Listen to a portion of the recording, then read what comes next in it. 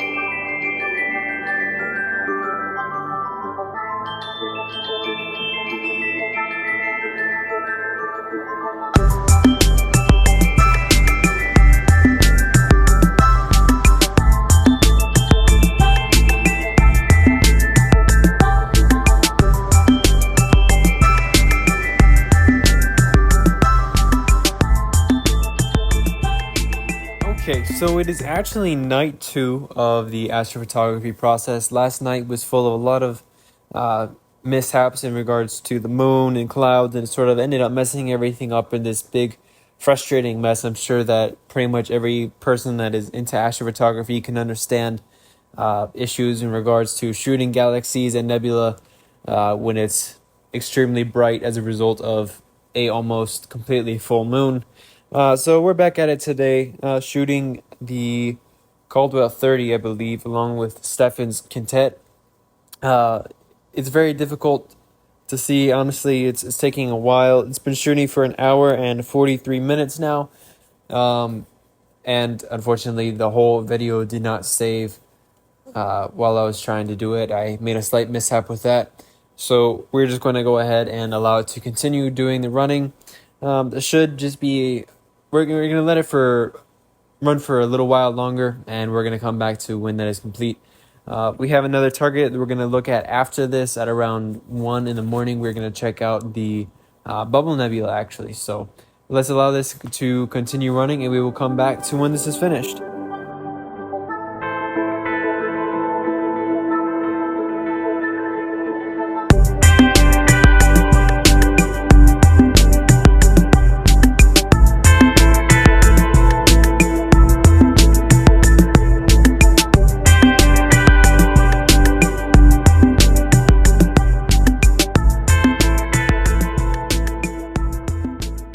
Alright, so we are now running the bubble nebula. As you can see, once again, it has been running for over an hour of exposure time.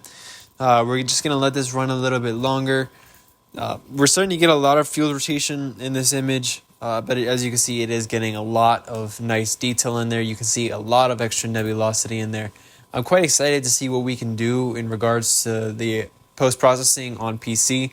Of course, before we go to post-processing, I am going to show the images that were taken directly by the Seestar, just so everybody can get an idea of, how good of an image it can get without doing the post-processing.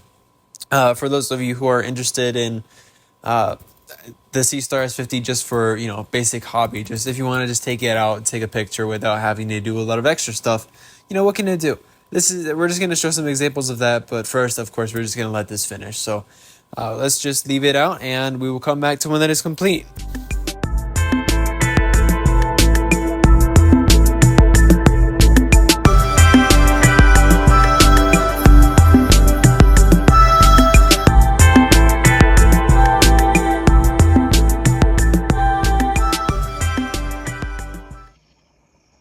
Okay, so there is one last astrophotography target. It's very, very well known. If you have heard of any galaxy, it is definitely going to be this one, the Andromeda galaxy. Now, I've gotten several requests on what this one would look like using the Seestar. We know that it is a very small field of view. So we're really going to check this one out, see how good of a detail it can get regarding the Andromeda galaxy. Obviously, we're going to let it run for a while, and we're also going to take all these files in, do some pre-processing on them, see what it does. Sorry, not pre-processing, I meant post-processing. I'm going to leave it out here until the clouds roll in or until the moon comes up. I'm sure that both of those things would be very big obstacles for astrophotography, especially with galaxy. So let's check this out. We're going to move to the Andromeda galaxy here. We're going to let it go too. And last but not least, we are going to start shooting. And again, we're going to let it run for a while, and we're going to take it all inside and see what we can do with it.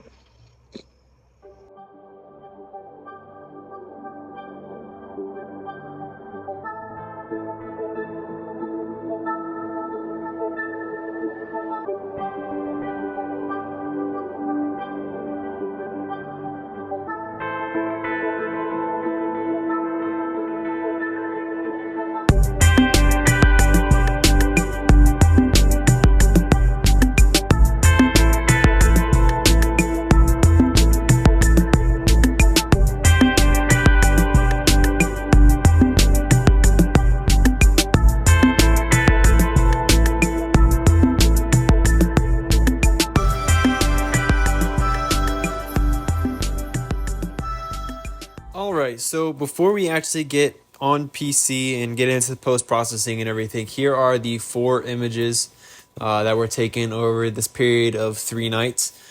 We got the Pacman Nebula, the Bubble Nebula, the Caldwell 30, and we have the Andromeda galaxy. So we managed to get 2 galaxies and 2 nebula to try to really show an example of what Seestar is able to do. Again, each of these only had about, an hour and a half, except for the Andromeda galaxy. I left Andromeda galaxy only about 40 minutes just because it's such a big object, and if it gets a lot of field rotation in it, it's going to be pretty much an unworkable image in post-processing. Now, if the post-processing doesn't really matter to you and you just want the image, yeah, it's fine. Just go ahead and leave it out there as long as you want. But for me personally, I would rather have these shorter exposures and take it over a period of several nights and then stack it on PC to get more detailed and have a whole lot of rotational noise because I left it out all night. So we're going to go ahead and take all of these now into the PC and start working on post-processing for them. Okay, so here we are finally in PC. First things first, we want to make sure you have your Seestar connected. It's turned on and connected to PC, and you can check that. Just go ahead and let me unplug it. I already had it plugged in. I'll just show you what I'm talking about. Once you plug it in, it's just like this. It says Seestar autoplay connected. Great. So we go to our files. We go here, Seestar, My Works, and you can see all of these different ones that we took. Now you can check them. It doesn't give you full resolution stacked images like this. As you can see, it comes out very pixelated. That's what the FITS files are for. At the moment, they do not have the individual FITS files to check, but that is a feature that is coming soon for you to be able to stack it on your own computer instead of having only the stacked FITS file. So you just go ahead and scroll through here until you find which one it actually is. This is the Pacman Nebula, so I'm going to drag this out like this, put it here for use in serial. Let's see, M31. All right, there's our M31 file, so we're going to close out of that, and we're going to drag this up here. This is the Andromeda galaxy. M76, that's nothing. These are all my previous attempts to get a good image. As you can see, the moonlight, like I told you before, the moonlight really messed a lot of those up. So there's a lot of wasted time, wasted space. So let's delete those. And you see 1005. Nope, that's not it. Delete those too. I'll just delete those later. Okay, so NGC 7331. I had several different attempts on this one. Let me check and see which one is the right one. All right, that is the correct one. So we're gonna destroy these ones, delete that out of the system. We don't need those anymore. And let's drag this to here. And then our last one, I believe, is this. Let's check. Yeah, Bubble Nebula right there. I'm gonna put this here. And I will drag the solar over there for another time. I will be doing a solar video. I took a 10-minute AVI file using the Seestar, and we're going to do a little bit of processing on that later on. But for now, let's get started with this. We'll start with the Pacman Nebula. We're going to take this into serial. Drag our FITS file over here. Open it up.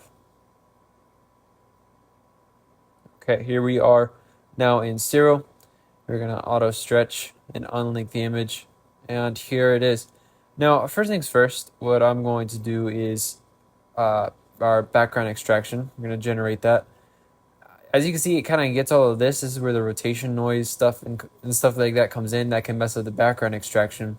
So let's do our geometry. We're going to have to crop a lot of this out. Let's see here. Rotate and crop. We're just going to drag this until we get to a good cropping position.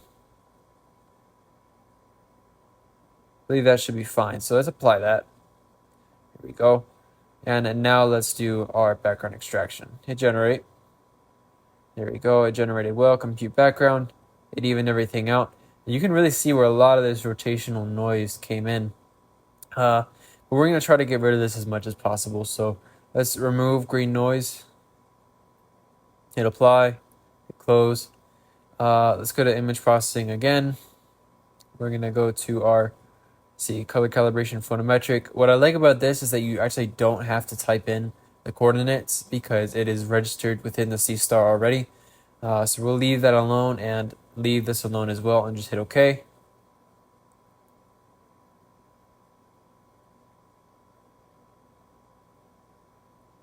Alright, that is complete. I'm not really sure why I moved all the way over here. Let me drag this around. There we go, that's better. Alright, so as you can see, it evened out the coloration a good bit. So next things that we're going to do, we're going to save that. Go to star processing. We're going to take the stars out of this so we can just edit the nebula. Pre-stretch and upsample. Hit execute.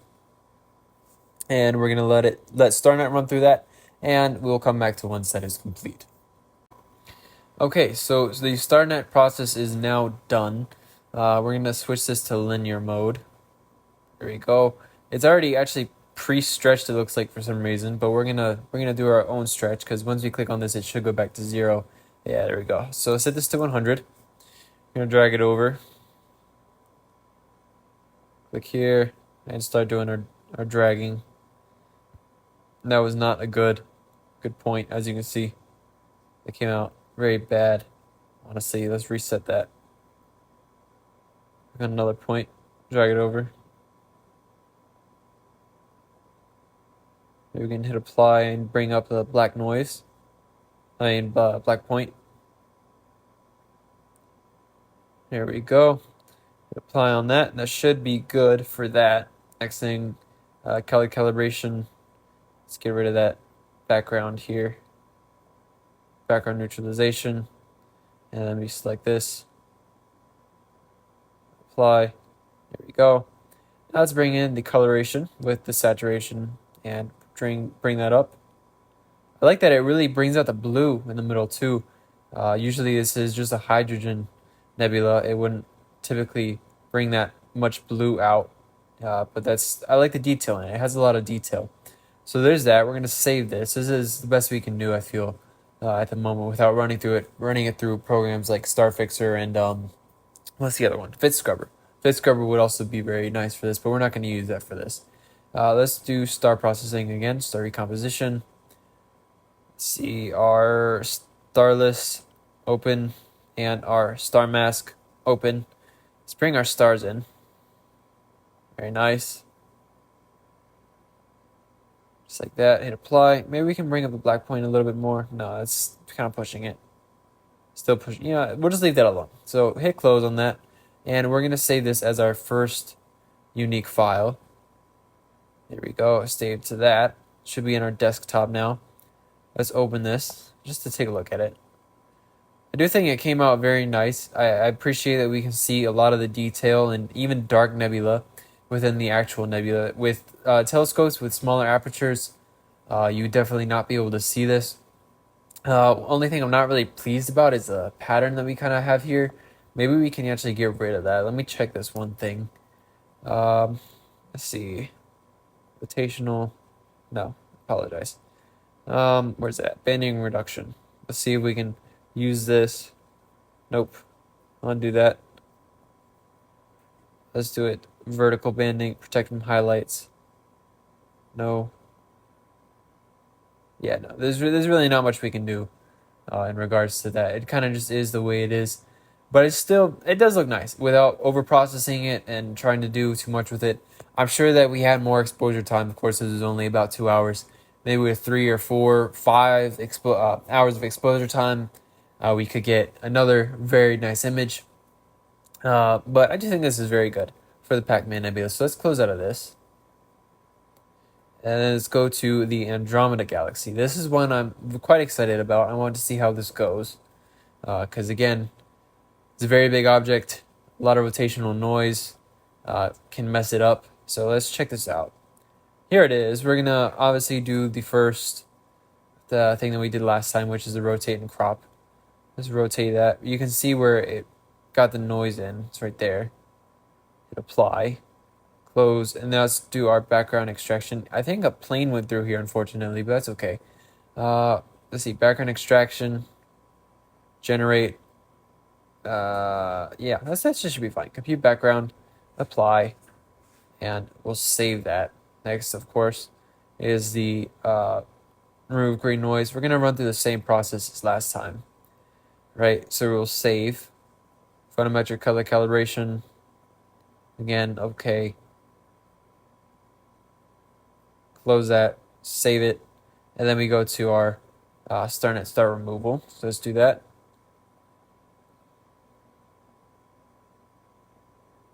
Execute. All right, so that is now completed. Here is our starless image.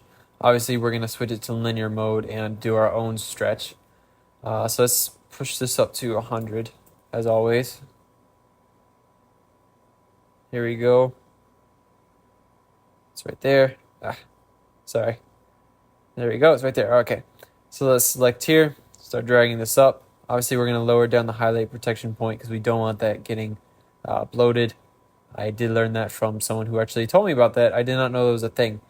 So thank you for whoever that was. No, again, lower that down. Don't like having that super highlighted. Oops. Go back there. Hit apply. Then we go to black point. There we go. Bring up the black point. Not too much, obviously. Apply. We do it again. Select it just like this. Set our symmetry point and drag it up. Again, lower down the highlight protection point.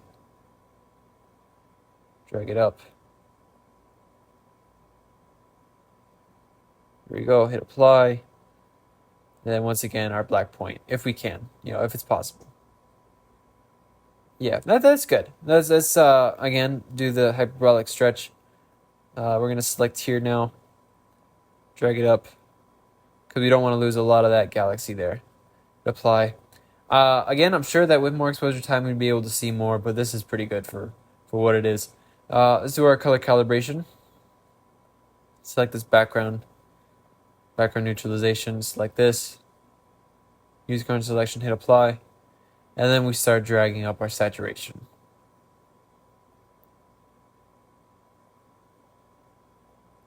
Apply. Drag it up again. Apply. Let's see. I feel like if we took more time on it, use a program like PixInsight, we would be able to do a little bit more masking, and I feel like the image would come out better than we would in Serial. Currently, I do not have the license for PixInsight, so I can't really show that off. But if we add more saturation, and as you can see, we get a lot of that ugly hot pixels in. So there's not really much more we can do in regards to saturation. So let's save that. We're going to bring the stars back in now. Start processing, recomposition, stacked, open. Star mask stacked, open, bring this in.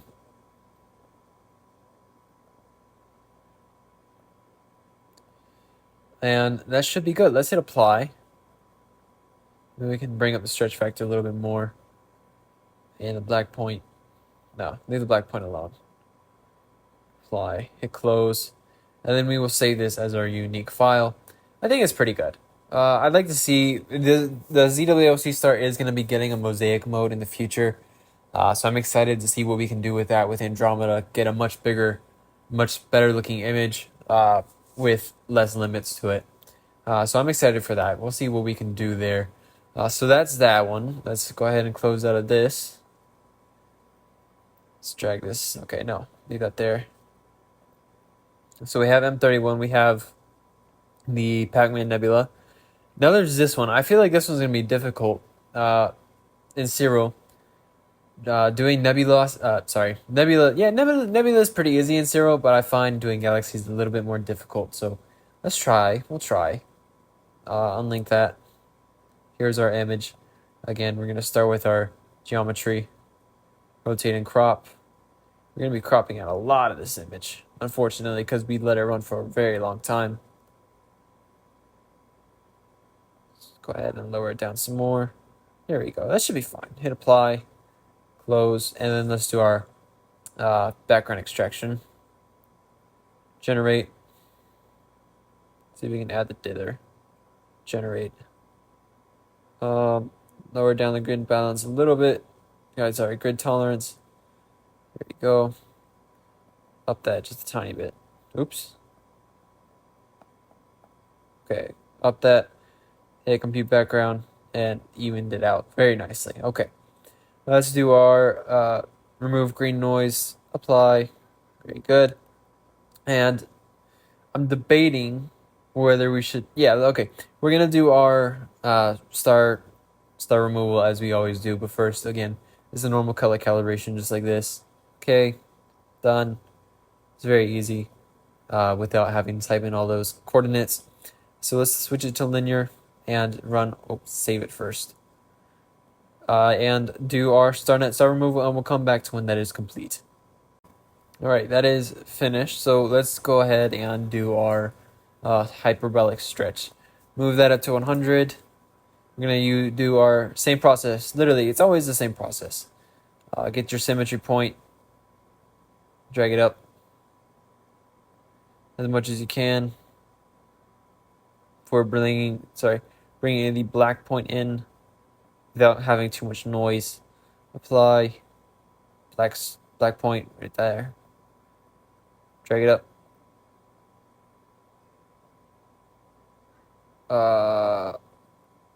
I think I did too much because I did not have the highlight protection point on. So let's lower that by a lot. Actually, I think I'm gonna have to undo. There we go. Do this again. Select our stretch factor and drag it up.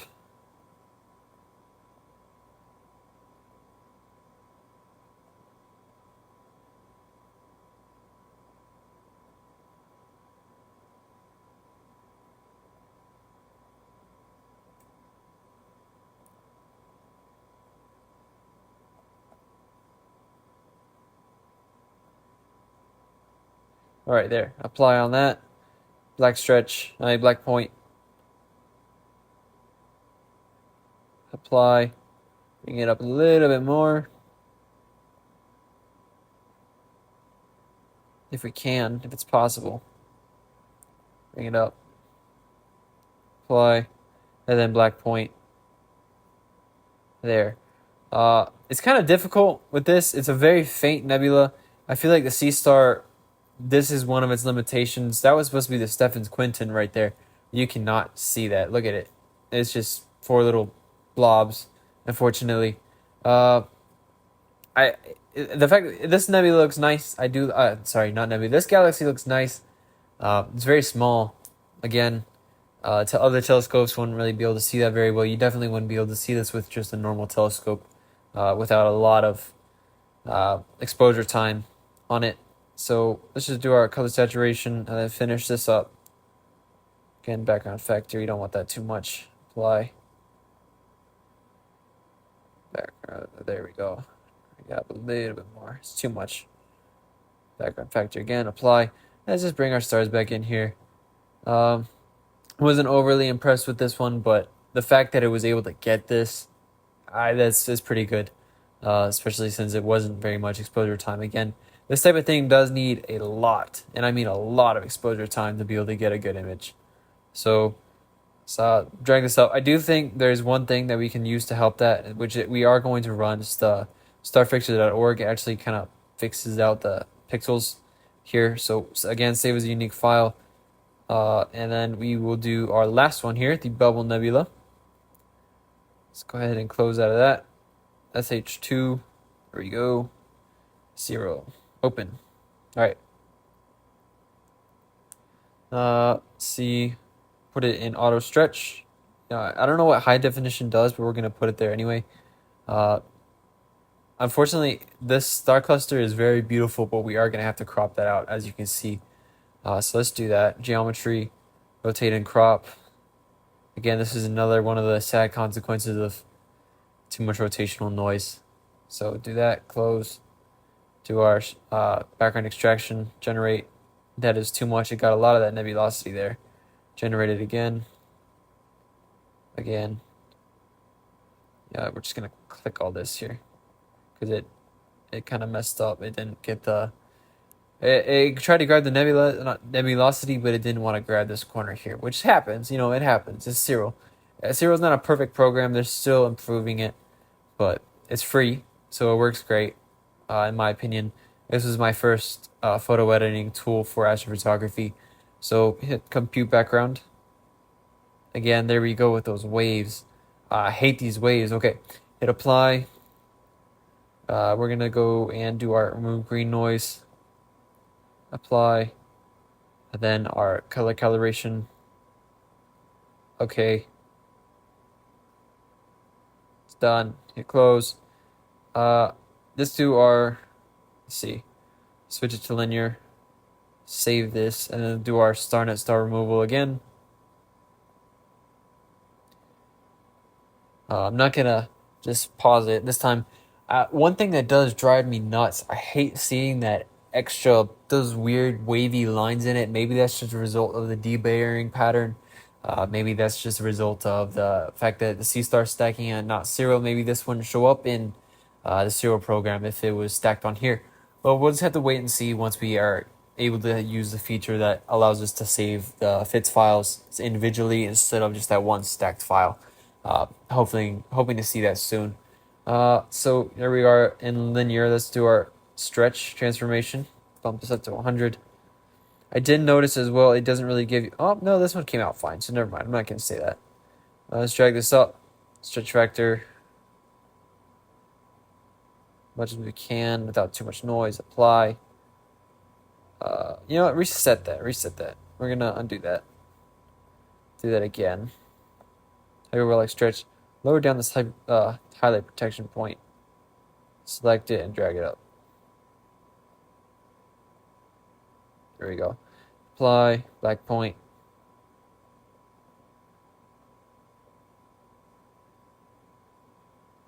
I like that you can see this nebulosity here. Of course, these lines are still driving me nuts, but you can only do, so much, I guess.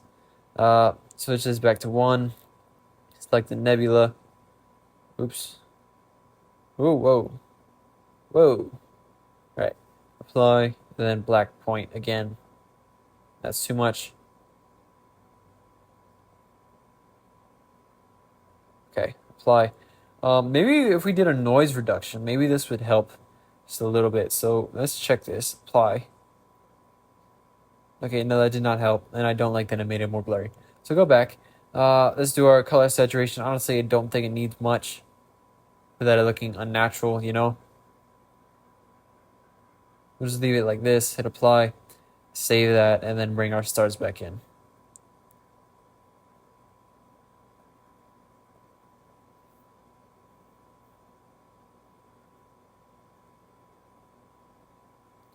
Alright, let's drag the stars up here.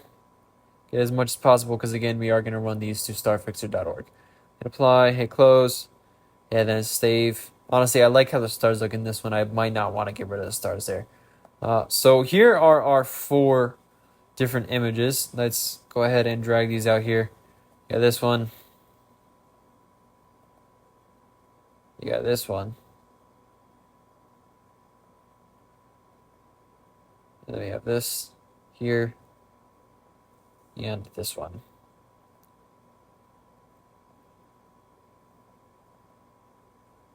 So there's our Andromeda galaxy. I feel like with more exposure time, we could have done more with this. We were kind of limited with what we could do. And then there's that airplane streak through there.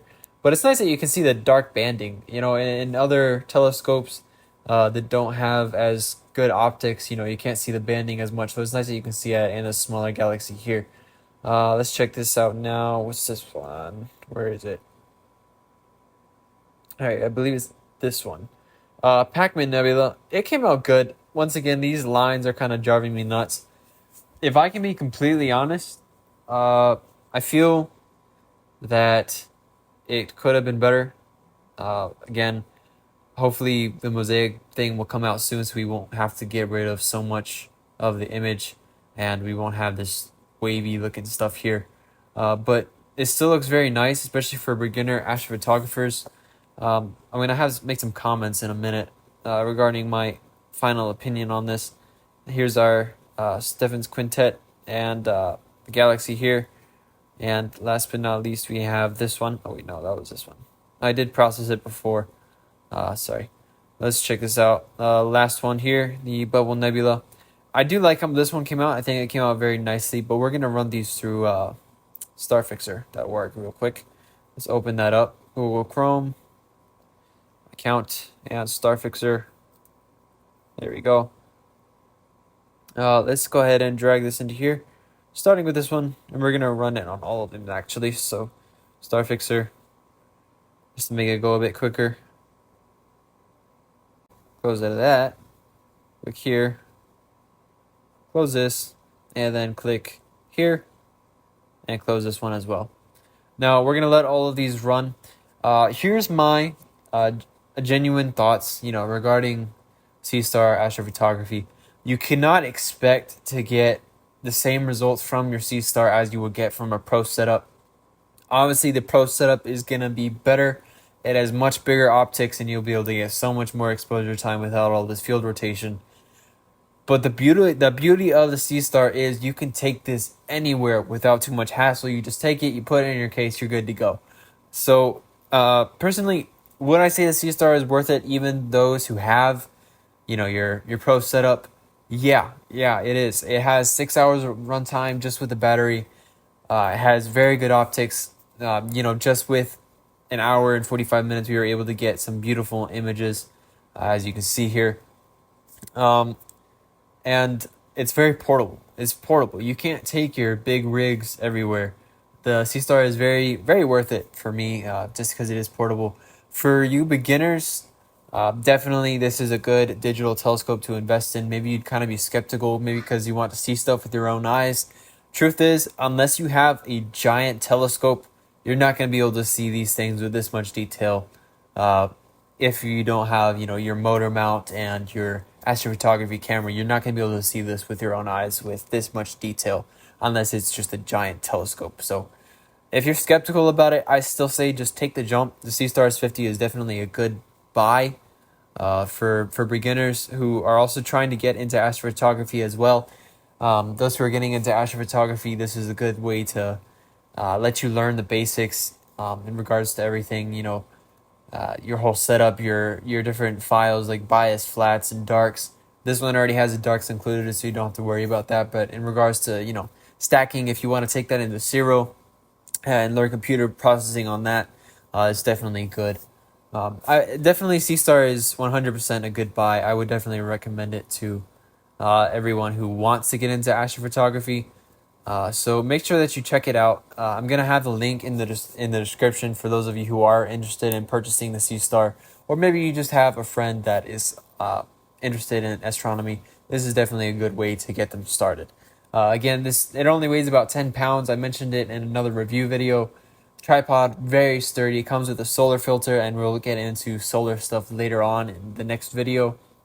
But definitely Seestar is a very good buy. So we're going to let these run, and we'll come back to when that is complete and show off what it is, how it looks with Starfixer on it.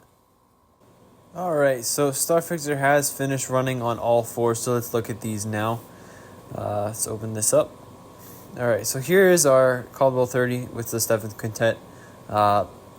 Honestly, you cannot see the galaxies here. Like, they're very small, it's kind of a blur.